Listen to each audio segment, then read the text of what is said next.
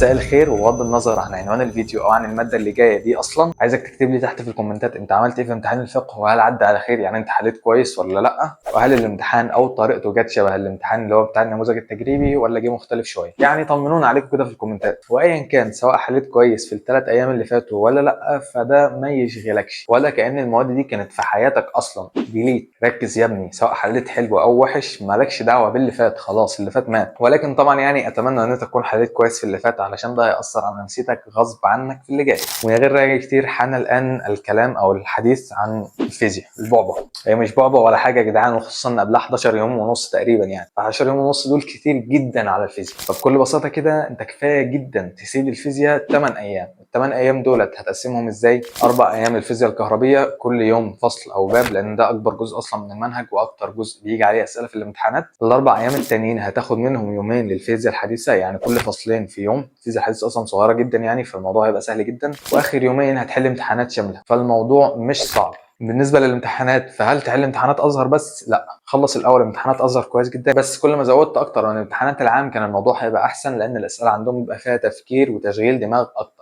وخصوصا زي ما انت عارف ان الامتحان بتاعنا الاسئله المقاليه او اللي هي علل وماذا يحدث والكلام ده كله اتشال او اتلغى من عندنا، فالموضوع هيبقى مفيد جدا بالنسبه لك. بس نصيحه مني، علشان انا واحد من الناس اصلا ما بثقش في حد ولا بضمن حد، فراجع الاسئله المقالي، مش هتاخد معاك وقت. يعني مثلا انت اليوم الاولاني مثلا هتراجع او هتذاكر الفصل الاول، فبالليل كده او بعد ما تخلص مراجعه وحل. مراجعه ده هيبقى من مصدر الشرح اللي انت بتذاكر منه من اول السنه، وحل ده هيبقى حل من الكتب اللي انت بتراجع فيها برضه في فتره المراجعه، سواء مثلا كتاب الامتحان او كتاب نيوتن او كتاب مستر محمود مجدي او وات ايفر، او حتى لو مذكره المدرس بتاعك ايا كان. يعني بعد ما تخلص ده كله، سيب ساعتين بس في اخر اليوم كده اقرا الاسئله اللي هي هعلل وماذا يحدث والمقارنات والحاجات ديت احتياطي، مش هتاثر معاك في حاجه صدقني. دي اخر مره هتذاكر فيزياء في ثالثه ثانوي، فمعلش ما جاتش على الساعتين دول. اما بقى بالنسبه للثلاث ايام ونص اللي في الاول اللي انت سبتهم دولت، فيفضل تحل فيهم كيمياء واحياء. لو الكيمياء والاحياء كويسين جدا وانت ظبطتهم كويس فتره المراجعه النهائيه وخلاص الدنيا تمام فيهم، سيبهم للياليهم وحل اي حاجه ثانيه زي مثلا نحو او صرف او وات ايفر، اي ماده ثانيه من بعد الفيزياء انت مش مظبطها، فاهمني؟ يعني على حسب الحاجات اللي انت عكيت فيها ذاكرها في الثلاث ايام ونص دول. حتى لو هتطبقهم مفيش مشكله، دي اخر مره هتذاكر في السنه، ركز. والمواد ديت انت هتذاكرها ولا هتحل، فبرضه على حسب. لو انت خلصت الماده مراجعه بس ما حلتش شوامل، فحل شوامل. انما لو انت لسه ما خلصتهاش او مثلا سايب بصل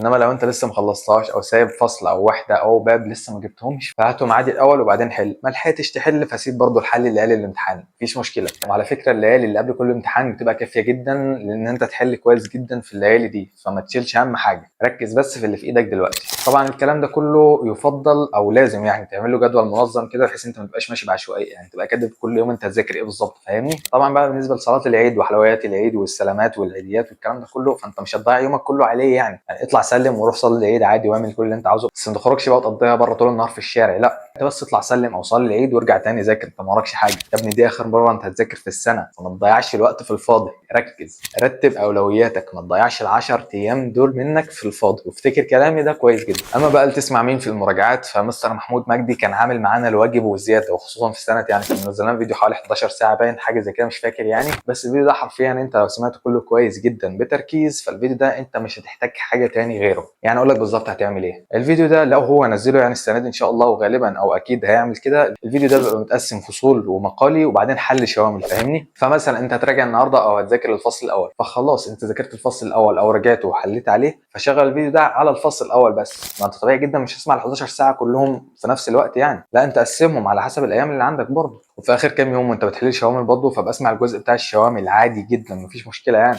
وبالنسبه لاكتر الحاجات اللي تركز عليها في الماده وانت بتراجع، اول حاجه الفصل الثالث، ثاني حاجه الرسومات البيانيه. لو انت شخص عادي جدا زي اي حد ولسه ما رسمتش رسومات بيانيه، فحاول تمشي ايدك كده في رسمتين ثلاثه عشان تعود نفسك عليهم. الموضوع مش صعب، بس مشي ايدك فيهم بس كده عشان ايه، تاخد فكره عن الموضوع. 11 يوم ونص كتير جدا، فاستغلهم صح وما تضيعش منهم وقت. وبس كده كان حرفيا كل ما يخص مراجعه او ليالي امتحان الفيزياء. فما تنساش تعمل لايك للفيديو عشان يوصل لاكبر عدد من طلاب الثانويه الازهريه، وتشيره لاصحابك علشان كلهم يستفيدوا، وعلشان برضو الامتحانات اللي جايه هبقى معاكم فيها اول باول كده قبل كل امتحان. وهتلاقي تحت في وصف الفيديو لينك قناه التليجرام بتاعتنا، يا ريت تنضم ليها. كان معكم دكتور محمد عزازي، طالب في الفرقه الاولى طب ازهر دمياط. اشوفكم الفيديو الجاي.